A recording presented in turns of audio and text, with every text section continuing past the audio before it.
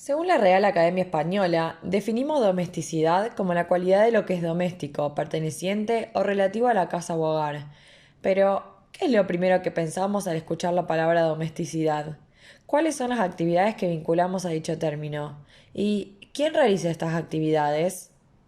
No creemos que exista una casualidad al encontrarnos con que su uso está relacionado única y exclusivamente al género femenino, sino más bien una causalidad. Algo construye nuestro imaginario que nos conduce a un pensamiento colectivo sobre esta cuestión.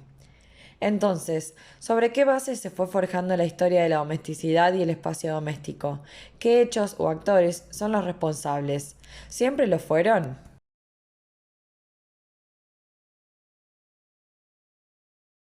La sociedad doméstica en tiempos feudales separa lo masculino de lo femenino. Mónica Sevedio dice, mientras que para el hombre el espacio es abierto, abstracto, relacionado con la casa, el poder y la guerra, para la mujer el espacio es controlado, cerrado, en relación con su cuerpo y la intimidad, con la maternidad y la defensa de la especie humana. El ámbito público era un asunto masculino que dependía del comportamiento privado y doméstico de las mujeres. La potestad patriarcal había de mantenerse reforzada sobre la feminidad que representaba el peligro. A partir del siglo XVII, después de la transición de la casa pública feudal a la casa particular familiar, se produjo un intento por separar lo que debía ocurrir en el ámbito público y lo que debía reservarse en el privado. Hasta ese momento, no era fácil distinguir límites entre ámbitos más o menos íntimos. No es que no existiera la intimidad, sino que no se conocía, debido a que la inexistencia de restaurantes, bares, hoteles, llevaba a que el ámbito doméstico de la casa familiar sean espacios mixtos, es decir, públicos y privados. Este intento por separar estas dos esferas de la vida privada y pública se refuerza aún más en el proceso de la Revolución Industrial, en el cual, bajo el nuevo sistema social económico, dentro de una familia, a uno le tocaba salir a trabajar y a otro quedarse al cuidado de la casa, encargándose de lo doméstico. El que salía a trabajar era el hombre, la que se quedaba en casa era la mujer. Un sistema familiar, social y político en que los hombres a través de tradiciones, leyes, costumbres y educación imponen y transmiten como per natura la división del trabajo que determina el sometimiento de las mujeres. El espacio de las mujeres queda relegado al privado y doméstico para que los hombres puedan en el espacio público y ciudadano realizarse como personas. Necesito su ayuda. Tengo que consultarle un terrible problema. Se trata de mi marido. Cada vez tiene peor carácter y nuestra casa está empezando a ser un verdadero infierno. Está siempre irritado y se pasa días enteros sin dirigirme la palabra. Tiene accesos de terrible cólera.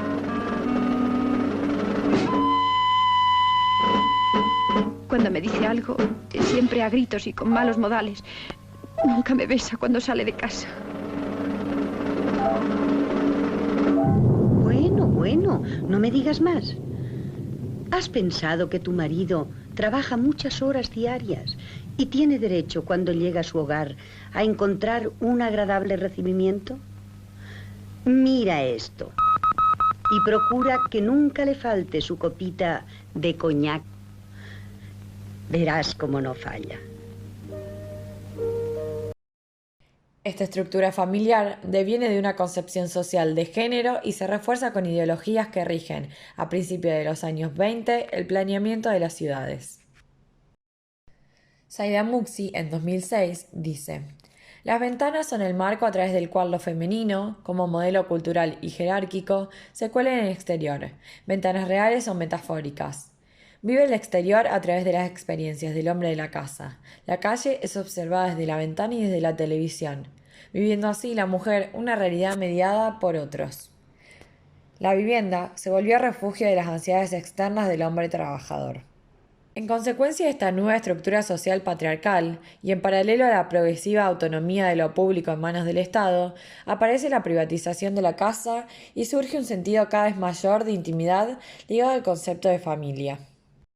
Si repasamos algunos ejemplos de la historia, podemos identificar ciertas relaciones culturales de género, tanto en la literatura como en la pintura o arquitectura, que denotan roles, funciones y características adjudicadas al género masculino en superioridad del género femenino. por lo cual debemos tener en cuenta que tanto la arquitectura o cualquier otra expresión artística está determinada tácitamente en referencia a parámetros y valores masculinos.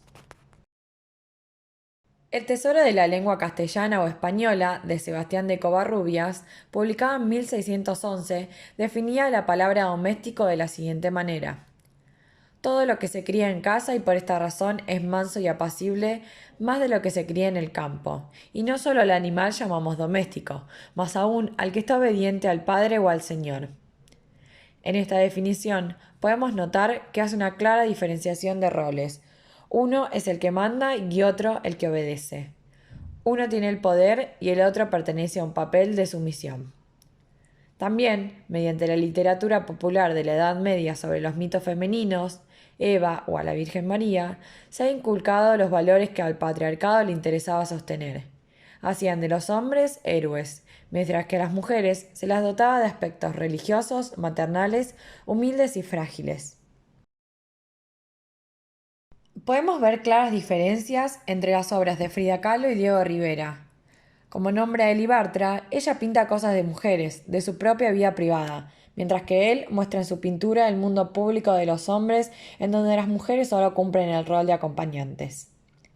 Asimismo, en las pinturas de Picasso sobre las corridas de toros, podemos encontrar la obra Escenas de corrida, hecha en 1901, en donde relata la virilidad de los toreros frente a los toros, mientras que en su obra Corrida, la muerte de la mujer torero, hecha en 1933, destaca la fragilidad femenina. La arquitectura no fue ajena del orden sexista intrafamiliar. La vivienda fue diseñada y atravesada por los pensamientos funcionalistas, la cual fue resumida como tipología residencial respondiendo a estándares universales, donde las costumbres y la cotidianeidad se resumían en una repetida distribución y jerarquización de espacios.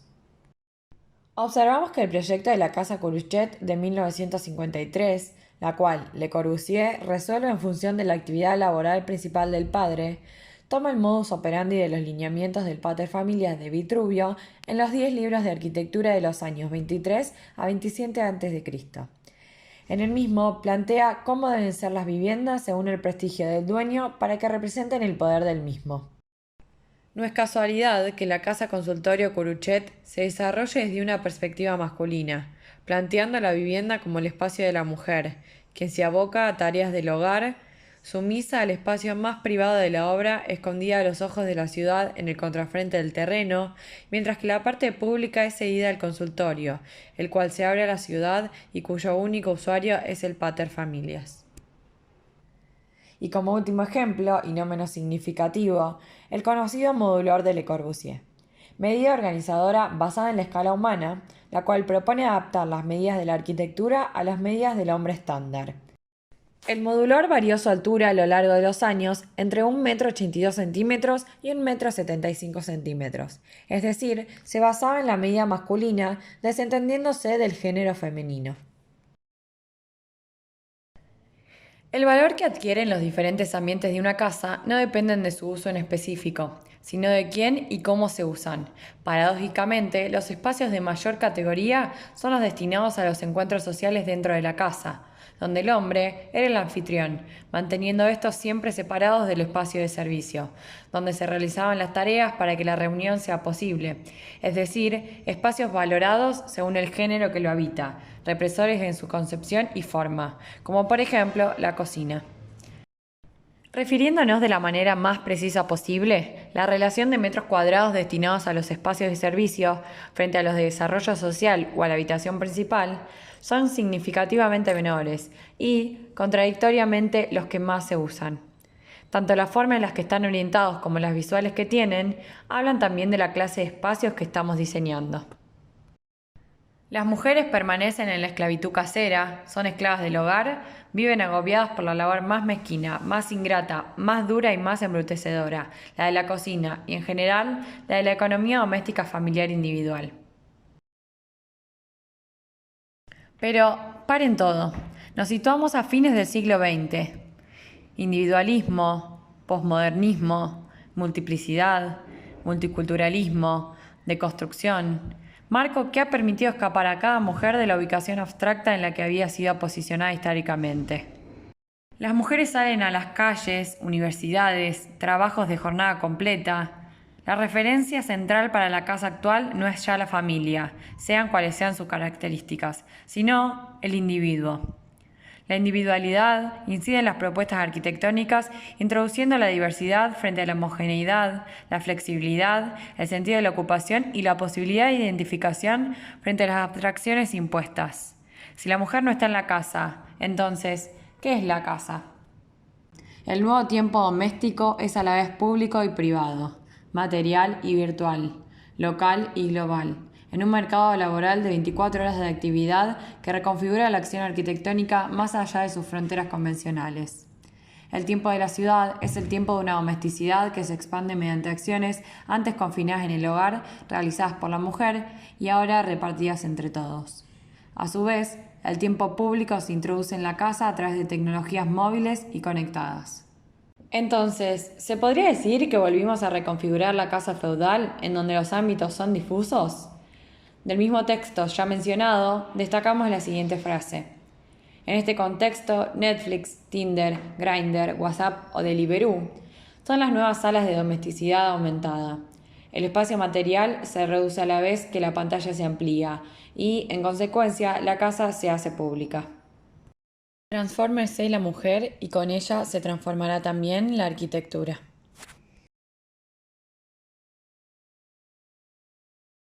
Si la libertad y expansión de la diversidad ilimitada es la bandera del siglo XXI, creemos que la deconstrucción del espacio doméstico debe entenderse como una pieza fundamental de esta bandera liberadora, la cual irrumpe la escena arquitectónica bajo el nombre de arquitectura feminista, proponiendo una reflexión, la cual no busca definirse en relación a lo masculino, sino poner en jaque concepciones que se suponen neutros, universales, humanos, pero que en realidad fueron fundados a través de ideas patriarcales, sexistas y estigmatizantes, donde la mujer fue relegada y controlada por el género masculino.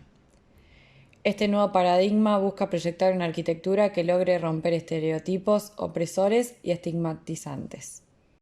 El término feminismo no se refiere a las mujeres como objetos de amor u odio, ni siquiera como objetos de injusticia social, sino que desarrolla la perspectiva que las mujeres aportan como sujetos, una perspectiva cuya existencia ha sido ignorada hasta ahora.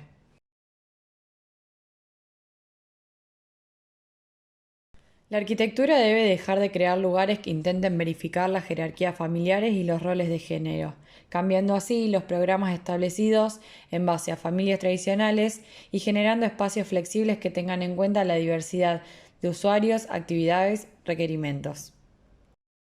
Los espacios público-privado, exterior-interior, ciudad-casa, son espacios sexuados, pero solo pertenecientes al género masculino al no estar pensados ni apropiados por las mujeres. Entonces el desafío está en construir espacios sin género, casas universales que se adapten a los cambios, sin orden patriarcal ni jerarquías. Un espacio donde resalten las diferencias y los individuos tengan el derecho y la libertad de tomar decisiones, generando ambientes libres y menos perjudiciales, donde las mujeres se liberen de los roles históricamente establecidos. Repensar el espacio, tanto el público como el privado, para que no esté generado por roles establecidos en funciones de los sexos, sino por opciones individuales. Se debe buscar solidaridad e igual participación y repartición de tareas entre sexos en los trabajos mal categorizados como improductivos y obviamente no remunerados. Trabajos desarrollados principalmente por mujeres en el ámbito doméstico y privado de la casa.